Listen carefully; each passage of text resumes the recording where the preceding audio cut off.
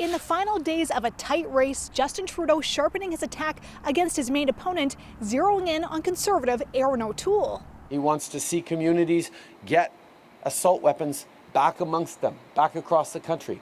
That doesn't make sense, but it only makes sense because he's in the pocket of the gun lobby. He's giving in to his anti-vax fringe elements in his caucus. Trudeau said his attacks were just about policy because Canadians have a stark choice to make. But in an answer to my question today, he wouldn't speculate on election outcomes, and if anything less than a majority would be a failure for him. I'm Hannah Thibodeau with Conservative Leader Erin O'Toole at his virtual studio in Ottawa. O'Toole came out swinging today with very pointed, direct, personal attacks against Liberal leader Justin Trudeau.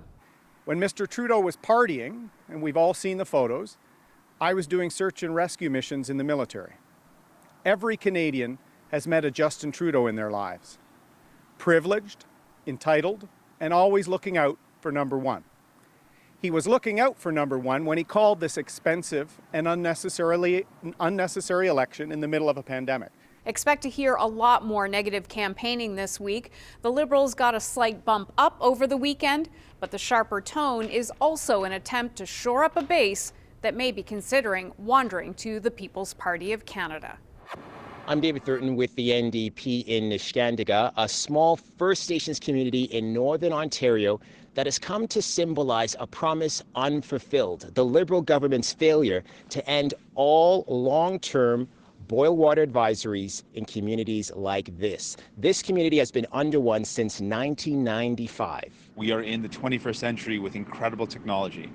What is it then that has meant that Mr. Trudeau promised in 2015 to make sure every community had clean drinking water, and then it hadn't happened? I don't buy for a second that is anything other than the political will. Singh's platform promises nearly $3 billion to close the gap on First Nations communities like this. But beyond more money, Singh didn't really specify how he would solve things like the lack of training or equipment breakdowns, other issues preventing clean water from getting to communities.